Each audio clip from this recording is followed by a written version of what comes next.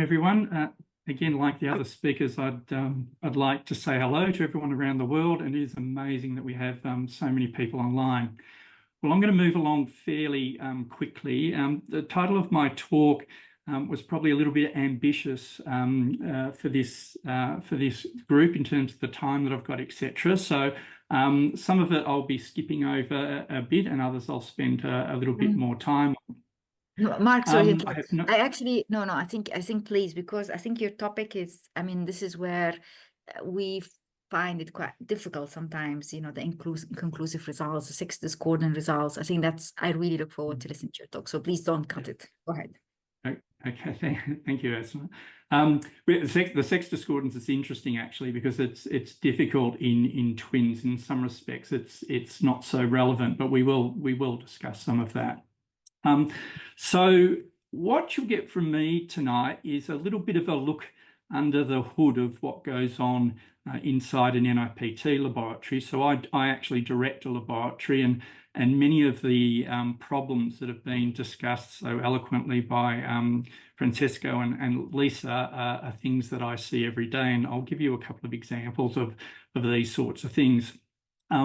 My laboratory takes a very academic approach to NIPT. I work for a not-for-profit service, and we try to really push the boundaries of what's possible with NIPT. And much of what I'll present tonight is actually unpublished.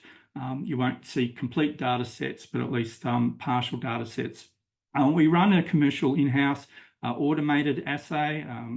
The paper at the bottom there, if you're interested, will describe that assay. So the clinical validation work was done in my laboratory.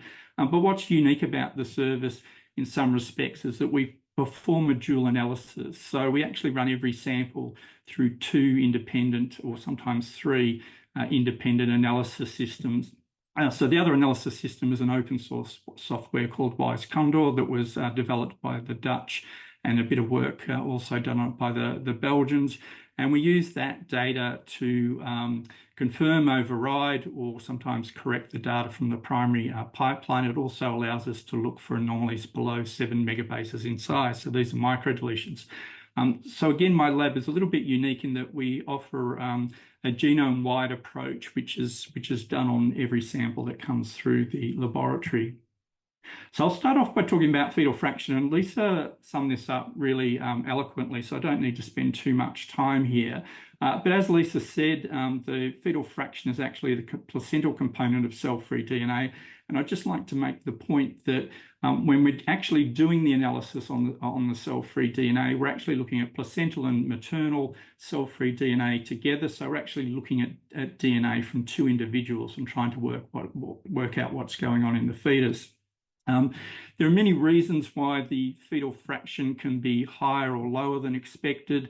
In terms of low fetal fraction, which is really a problem in twin and triplet pregnancies, as Lisa has explained, earlier gestations are associated with lower fetal fraction, some chromosome anomalies, particularly trisomy 18 and 13, digonic triploidy, so this is triploidy of maternal origin, is associated with very low fetal fractions, and often the test will fail. Most counting softwares, which is what our NIPT is based on, can't detect triploidy. You need a SNP-based assay. And the only assay that's really available is in the States, and there's some technology transfers being done with other countries as well at the moment. As Lisa pointed out, dichorionic twins, although the overall fetal fraction is higher, the fetal fraction per twin is lower, and it can be about 0.6 to 0.8, depending on the study that you look at. There's not a lot of data around, and I'll show you some data from my own lab in a moment. Other things that lead to low fetal fraction are maternal conditions. So I'm sure most of you would be familiar that high BMI or maternal obesity is associated with lower fetal fractions, and it's thought that this might be a dilution effect, where the placental cell-free DNA is diluted out by this additional maternal cell-free DNA from adipose cells associated with the obesity. Also, women who have an autoimmune or inflammatory disease also on the whole have low fetal fractions, and sometimes these lead to test failures. There's a number of things that affect fetal fraction. Some providers provide a hard cutoff of, say, 4%. This is in singleton pregnancies. Some others lower than that. Some labs have a dynamic cutoff, and that's what we do in our own laboratory. We not only look at the fetal fraction, but we look at the number of molecules that are being molecularly counted, as well as the size of the cell-free DNA. You might be aware that the placental cell-free DNA is actually smaller in size than the maternal cell-free DNA. And we can use this sometimes to exploit the data to make the analysis more accurate. And some labs have no cutoff. So here's just a graph that I did, or a histogram that I did a couple of years ago, just looking at the relationship between placental weight, placental volume, and fetal fraction. I was interested in looking at the size of the placenta and how that relates to fetal fraction in twins and triplets. So what we see on average, as we've said, is that the fetal fraction is higher in twins and triplets, but the per fetal fraction component per fetus is lower. And we see that reflected in the size and the weight of the placenta. So mean placental weights and volumes per fetus are also lower in twin and triplet pregnancies, so about 80% of that in a singleton in twins and about 70% in triplets. And when we look at cell-free DNA, we see a similar sort of reduction in cell-free DNA per twin and per triplet. Just this weekend, I quickly went and re-looked at some data from my own laboratory, and I just looked at data where the samples were collected between 10 and 13 weeks of gestation. So this was data from 2022, and we had about 1,300 twin pregnancies and 35 triplet pregnancies. And what we find is that in the twins, the fetal fraction per fetus is about 63% of what it is in singletons, or about a 35% reduction, which is exactly what the data Lisa showed a little bit earlier on. In triplets, it's even more reduced, and it's about 53%, or almost half of what you would see in a singleton pregnancy. And there's the raw values there. So singletons, and 95% of our work is done between about 10 and 12 weeks gestation, but in singletons it's 9.2%, twins 11.5%, and triplets 14.5%. They're the mean fetal fractions. So you can see that low fetal fractions are more problematic in twin and triplet pregnancies, and chorionicity is particularly important. When we look at our own screening experience in twin pregnancies, and this is data up to 2021, where we'd screened about 2,700 twins, that's up around about the 5,000 mark. But at this stage, we'd reported 36 common high risk or high chance trisomies, I should say. So for trisomy 21, we'd had 27 increased chance calls. We had outcome data on 23. 18 of those pregnancies had one twin affected, 4 had 2 twins affected, and 3 of those pregnancies were monochorionic, so monozygotic. So that's not unexpected. One of the twins was dichorionic and had both twins affected. So the PPV is about 95% there. So this is the chance of confirming diagnostically one of these increased chance results. There was only one false positive, and there are no known false negatives in this data set. For trisomy 18, there were 3 affected pregnancies. They were all confirmed on diagnostic testing. Again, no known false negatives. And for trisomy 13, and you can see that in trisomy 18 and trisomy 13, the actual call rates are fairly low at a sort of around about 0.2% or under, whereas it was about 1% in trisomy 21. And this just reflects the prevalence of these conditions during pregnancy. But for trisomy 13, there were 2 affected twins, 2 false positives for a PPV of 50%. Obviously, very small numbers, but that's roughly what you see in singleton pregnancies. And again, there are no known false negatives. We've been running this assay now, or not this assay, but running NIPT in-house since 2015. So 9 years now. We've screened nearly 250,000 pregnancies. and we're still not to see a false negative twin pregnancy. But that's perhaps not unexpected, given that we've only screened about 5,000 pregnancies, potentially 8,000 independent conceptions. False negative rates are fairly rare, but they do exist, and we have seen them before in singleton pregnancies. In fact, we have 8 trisomy 21 false negative results that we're aware of. And as Lisa said, the professional societies now recommend cell-free DNA screening in twins because of its superior screening performance. But I will say that it is also associated with an increased test failure rate, which Lisa explained very nicely. There's not so much data around on triplet pregnancies. We've been screening triplets since 2015. Our population in Victoria, the state that I'm in, is about 5 million. We have about 70,000 births per year, and I think on average there's about 10 triplet pregnancies born each year in Victoria. So again just reflects how relatively rare these pregnancies are. Here's some data up to 2021 where we tested 70 triplet pregnancies to that date. I just want to point out this first bullet point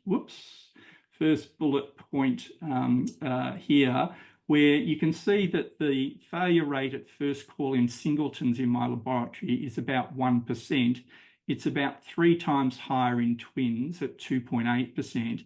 And then it's 3 times higher again at almost 9% in triplets. So you can see that as you move from singletons to twins, the no-call rate will increase. And then if you move to triplets, it will increase further. And again, it's this dilution effect that's occurring in the cell-free DNA or reduction effect in the cell-free DNA as you increase the number of pregnancies.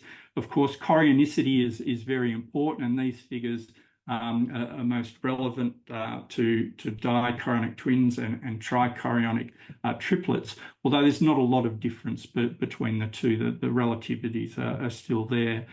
There's only been one positive call that we've had during this time. It was in a dichorionic triamniotic triplet pregnancy.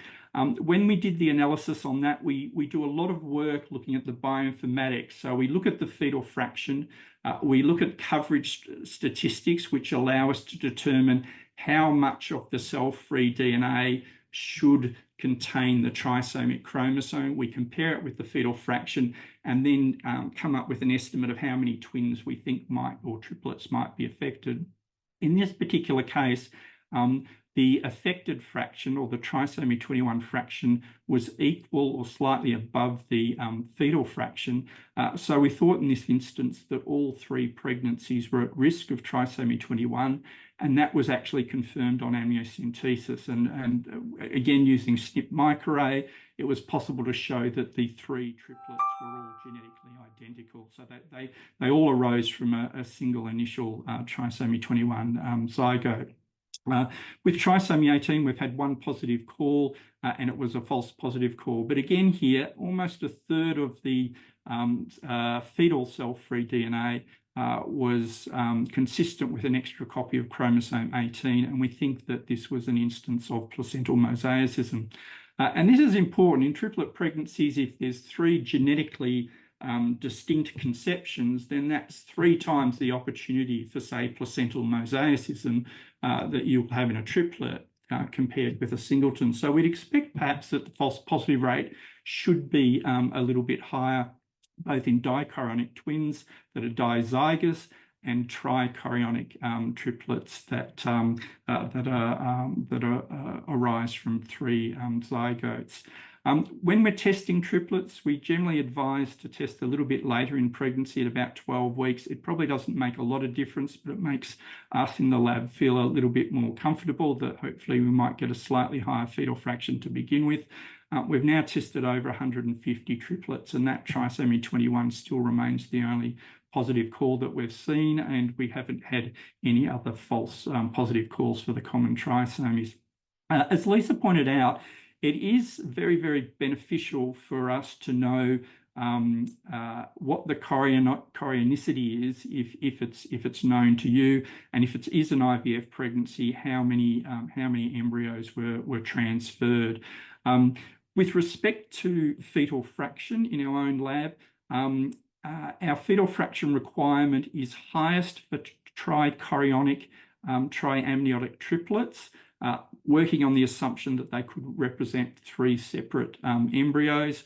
It's slightly lower for dichorionic, and it's lowest for monochorionic, and we consider monochorionic triplets in the same way that we would consider a singleton pregnancy. For the trichorionic triplets, we have a minimum fetal fraction requirement in my laboratory of 10%. Some caveats on screening triplets.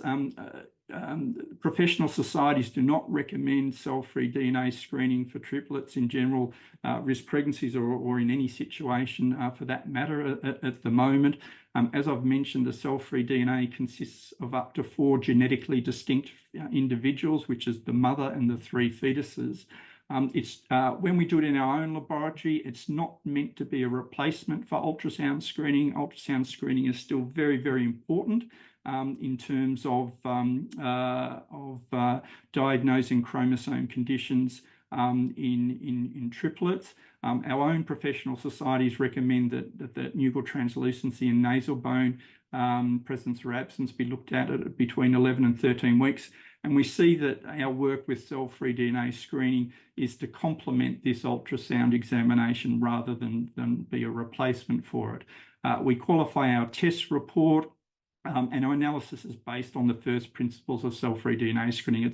It's almost impossible to obtain enough data in these pregnancies to actually confirm that the test is working the way that you'd hope it to work. But if we work on first principles, we look at minimum fetal fractions, our limits of detections, coverage statistics, sequence counts, etc. We can be pretty confident that it should work relatively well if we're conservative in what we're doing. And the ISPD position statement actually comments that screening performance might approach that seen in twins if the fetal fraction is sufficient, and that's based on these first principles. Let's move on to sex chromosome calling, because this is a little different in twins and triplets than it is in singleton pregnancies. And what I'm trying to show you here is basically a plot that looks at the distribution of sex chromosomes, both X and Y, in singleton pregnancies here we're going to concentrate on. So what happens when we're looking at sex chromosomes? If the fetus has 2 X chromosomes on the background of a mother with having 2 X chromosomes, sorry about that, I'll just keep touching my mouse pad. If the fetus has 2 X chromosomes and the mother has 2 X chromosomes on the background of the reference, we expect not to see an increase or a decrease in X chromosome counts relative to the reference. So on the X scale here, these cases sit around 0. So this is a batch of NIPT samples going through my lab. There's about 48 samples in this batch, and you can see about half the samples are sitting in this box here, and these represent all normal female results. What happens when you have a male pregnancy is that the placenta releases male cell-free DNA into the mother's bloodstream. Now, because a male has only 1 X chromosome, when we're doing the counting statistics on these cases, we expect to see a drop in the X chromosome counts because the male fetus only has 1 X chromosome. As the fetal fraction increases, we'll see even fewer and fewer X chromosome counts because there's more and more male cell-free DNA in the mother's blood. So what happens here is that we see a drop in the chromosome X score with fetal fraction. And of course, a male has a Y chromosome. So we also see on the Y-axis here an increase in the male score with increasing fetal fraction. So what we see is this diagonal line going up here, and these represent really nicely all male cases increasing with fetal fraction. This is the highest case here. This probably has a fetal fraction of around 22%. and down here are the lowest cases. These probably have a fetal fraction around about 3%. In our own laboratory, we report down to about 2.5% fetal fraction, but the algorithm will pass or fail the result on the basis of the fetal fraction along with the coverage statistics and sizing data that I spoke about before. So there's our male results. With monosomy X and triple X, in a female fetus, again, if there's only one X chromosome, we see a movement to the negative. If the fetus has an extra chromosome, we see it move to the right. With Klinefelter's syndrome, there's two X chromosomes and a Y, and we see this region here filling. And in XYY, we see this region over there. And you can see that at lower fetal fractions, these all start overlapping. So again, it would be very difficult to call these sorts of sex chromosome anomalies in very low fetal fraction samples. And in twin and triplet pregnancies, this all becomes really complicated, and I'll show you that in a minute. And in fact, we don't actually report sex chromosome conditions or aneuploidy in twin or triplet pregnancies. We only report the presence or absence of Y chromosome. And the reason for that is that we've got this lower fetal fraction per twin.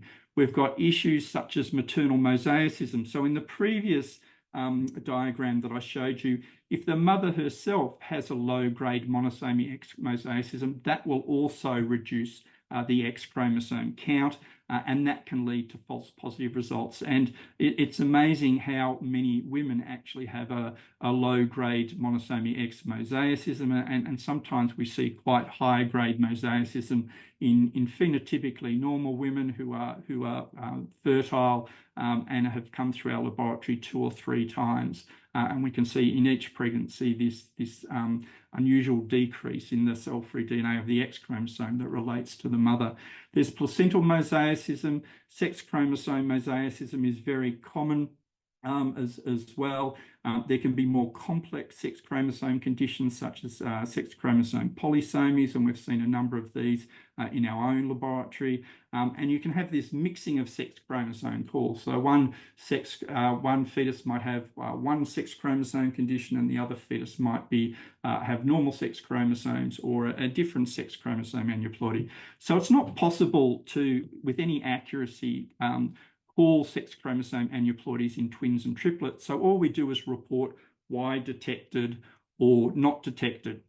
If the result is no Y detected, both twins are female. If Y is detected, at least one twin is male. We can suspect whether there's one male or 2 males by looking again coverage statistics. So if the fetal fraction is 10% and the X and Y scores around 5%, which is half of what it should be, that suggests one fetus is male and the other is female. If the X and Y scores are equal to 10% and the fetal fraction is 10%, then we would expect both are males. We see some exceptions with monozygotic and monochorionic pregnancies. If we look at the manual inspection of the data and override the software, sometimes we can see these sex chromosome conditions. So we reported an XYY male several years back in monochorionic twins, and that sex chromosome condition was confirmed after delivery. Both the twins had that sex chromosome condition, as you would expect if they're monochorionic or monozygotic. And as I said, maternal mosaicism is very common. Software is getting better and better all the time. So we can, as I said, we can use these coverage statistics. If the monosomy X fraction is 20%, but the fetal fraction is only 5%, we can be very confident that that monosomy X is coming from the mother. We actually use a paired-end sequencing method where we can size the cell-free DNA, and the software now actually filters out the maternal false positive results for monosomy X. So now in our laboratory, at least, and in many other laboratories around the world using this assay, the false positive rate for monosomy X calls in monosomy X has virtually been eliminated. And now I would say the PPV for monosomy X now is actually better than it would be for something like trisomy 13, whereas in the past it's been much lower. We do see some unusual discordant results, and these are just some examples in singletons. We've had a 45X NIPT, but the fetus had 47XYY on amnio. We've had a male NIPT. In fact, we've seen these things several times. A normal male NIPT, but the fetus presents as female and has 45X, 46XY mosaicism, similar to the case Lisa showed earlier.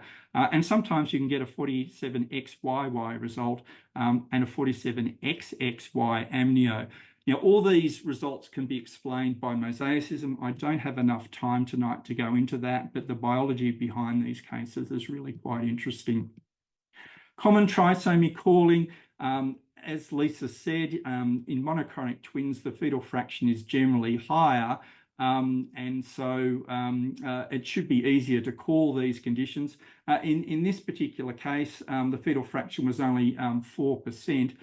The primary software reported a large duplication of chromosome 13, but we can see with our secondary analysis here that it looks very like a trisomy 13 result. The Z count is increased across the chromosome, and using our coverage statistics, there's no evidence of mosaicism.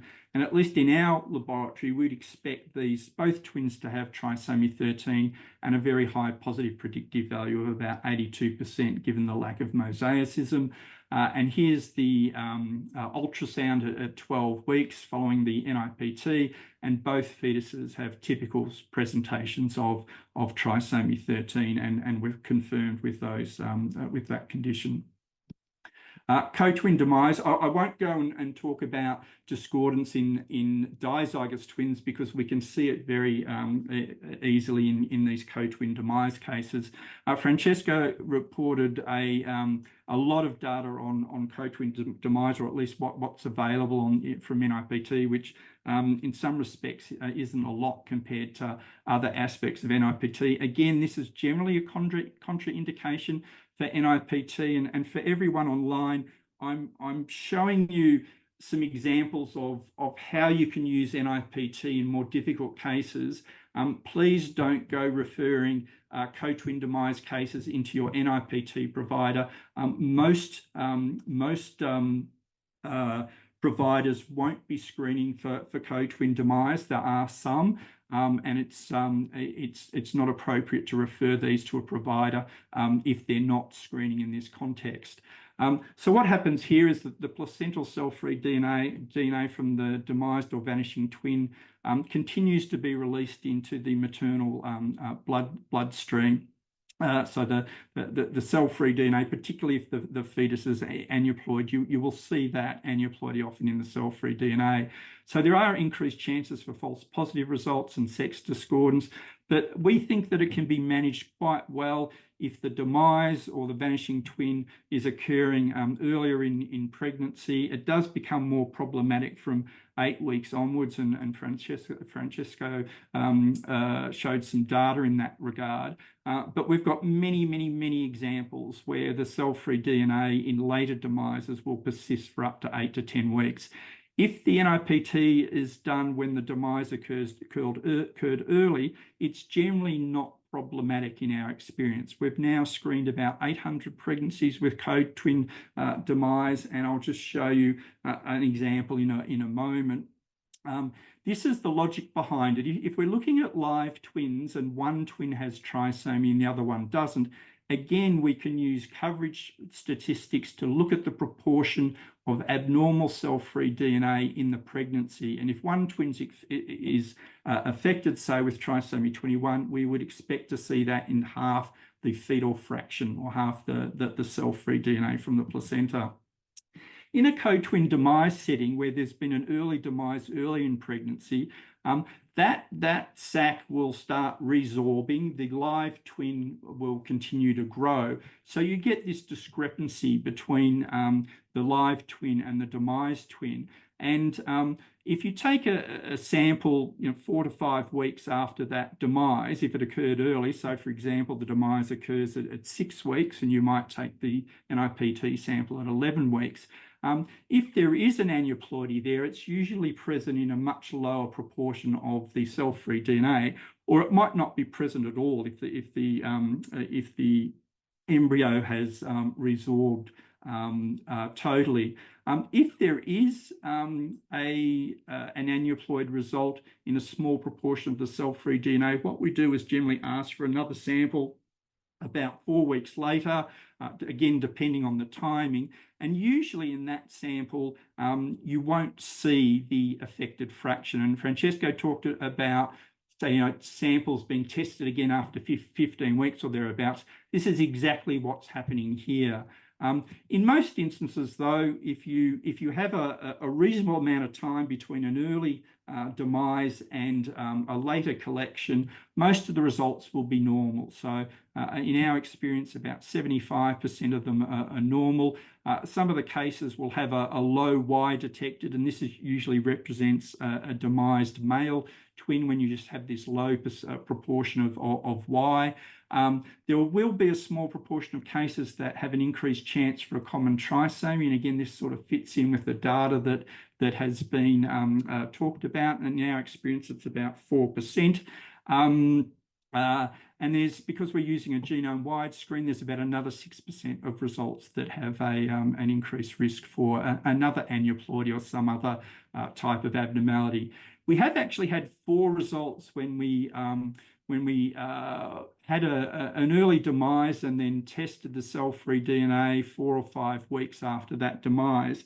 And the results looked like it was the live twin that was affected. So here, almost all the cell-free DNA is showing the chromosome anomaly by using these coverage statistics. So we've had 3 cases in the first 500, 3 cases of trisomy 21, 1 of trisomy 18, where we reported that we thought that it was the live twin that was at increased chance for trisomy, and all were confirmed after prenatal diagnosis. So here's just a quick example of a late demise and why this becomes problematic. Here's an NIPT at 10 weeks, primary screening test, fetal fraction was 11%. It was reported as high chance of trisomy 21. We didn't know it was a twin pregnancy at that stage, and about 5.6%, sorry, we did know that it was a twin pregnancy here. Sorry, I lie. About half the cell-free DNA is affected with trisomy 21, so we expect that 1 twin may be affected here. So that's what that is there. With the follow-up, the patient actually declined prenatal diagnosis. She had a follow-up scan at 15 weeks, and 1 of the twins had demised. It was measuring at about 9.5 weeks. It was alive at about 8 weeks. So we suspect that the demise occurred around 9 or 10 weeks, so quite late in pregnancy. And because we're an academic lab, we offered to test the sample again later in pregnancy, because she was continuing with that pregnancy, just to watch what happened with the cell-free DNA to get a better understanding of what happens at later gestations when 1 twin is demised. So she had a repeat NIPT at 18 weeks. The fetal fraction had risen to 19%. The trisomy 21 fraction was about the same, but proportionally it's less than what was in the original sample. So the original sample was about half. Now it's about a third. The Y chromosome is still sitting around about the trisomy 21 fraction. So this provides evidence that probably the trisomy 21 was a male demise twin, and we have a female live twin. There's still an outside chance for trisomy 20 involvement in the live twin here, so we wouldn't be comfortable with that. And again, we said that we'd be happy to take another sample later in pregnancy for academic reasons, and we suggested at 24 weeks. She came back at 26 weeks. This is the repeat sample. The fetal fraction is now down to 12%, and we get a low chance female result. So the trisomy 21 fraction in the sample is sitting within the normal range. the Y chromosome value is so low, it's being reported by the software as a female result. It's virtually gone. So now we can be confident, or as confident as we can be with a screening test, that that's a male T21 pregnancy, demised twin with a normal live female. And indeed, the pregnancy continued, and the woman delivered a normal, phenotypically normal female. So here we can see this gradual decline over many weeks of the affected fraction as the embryo absorbs, and then it drops right away when the embryo is fully absorbed and is no longer releasing cell-free DNA into the mother's bloodstream. I have gone miles over, and I'm just going to quickly run through segmental calling, and it won't take long. I'll make sure I'm very quick. As I said, we run a genome-wide assay, and we've reported over 120 confirmed clinically significant segmental anomalies while we've been running this assay. The positive predictive value is about 1 in 3. Or a little bit higher, 35 to 40%. With the dual analysis now, it's starting to go up even higher, particularly for some of the calls that we're making. The call rate's about 0.2%, so 2 cases per 1,000 are reported at an increased risk. The performance data on positive predictive value and core rate is similar to trisomy 13. We have no sensitivity data available because not all these pregnancies are ever tested during pregnancy or after birth. That's normal pregnancies. But this is just some of the deletion and duplication syndromes that we've reported over the last several years. And it just shows you the increased clinical utility with a genome-wide approach if it's run well. It does increase the number of false positive calls, but not largely. It's around it's under the 0.2% mark for these segmental anomalies. The sensitivity is estimated at about 75% in singletons, and it must be much lower in twin and triplet pregnancies. We still look at the data, but there's many variables there that influence the ability of the software to call these sorts of conditions. It's much more suited to singleton pregnancies. But here's just quickly one example: a DCDA twin pregnancy. It was IVF, single embryo transfer, fetal fraction 14%, called on our secondary analytical pipeline. It's a deletion associated with Prader-Willi and Angelman syndrome, which is an imprinting disorder. The syndrome that's present depends on whether the deletion is present, has come from a de novo deletion from the mother or the father's chromosome. Amniocentesis was used, and SNP microarray confirmed a smaller deletion at 4.9 megabases. And the deletion was paternal in origin, meaning that the fetus was affected with Prader-Willi syndrome. In fact, both fetuses were affected with Prader-Willi syndrome, because this is a monochorionic pregnancy, even though it's dichorionic diamniotic. It was confirmed in both twins. Lastly, this is similar to the result that Lisa showed, where we have an NIPT at 11 weeks, a twin pregnancy. Again, this is monochorionic diamniotic, but again, showing an example of a karyotypically discordant monozygotic twin. So this case is back from 2017. It was probably the first example in the world, and we've never reported it, and I haven't seen another example. But the NIPT showed a duplication of 18p here. It could be an unbalanced translocation. It could be tetrasomy from an isochromosome. There's a number of possibilities here. But because the pregnancy is monochorionic, we'd expect that both twins would have this duplication if it's confirmed in the fetus. She went on and had an amniocentesis after counselling, and this is the SNP microarray. On the right here, this is a normal pattern that we see. So this fetus is actually unaffected by the duplication of 8p. But the other twin showing a non-mosaic tetrasomy. So there's 4 copies of 18p here, and it's due to this isochromosome 14. It's de novo. This is a serious condition. It's associated with intellectual disability in individuals that have this particular isochromosome. But it's a good example of showing how that even though you have monochronic twins, you need to pay attention at what's going on the ultrasound. If one of the twins is presenting with a different phenotype, then really that's an indication for amniocentesis of both twins later on in pregnancy. But here's an example where this discordance is actually associated with an initial ascertainment through NIPT. So another unusual case. And we've seen many unusual cases over the years, but I'll leave it there. The last thing very quickly, although that case is rare, there's actually a case report of this exact thing happening, but not with NIPT, just in terms of a discordant result that's occurred post-zygotic or ascertained after birth.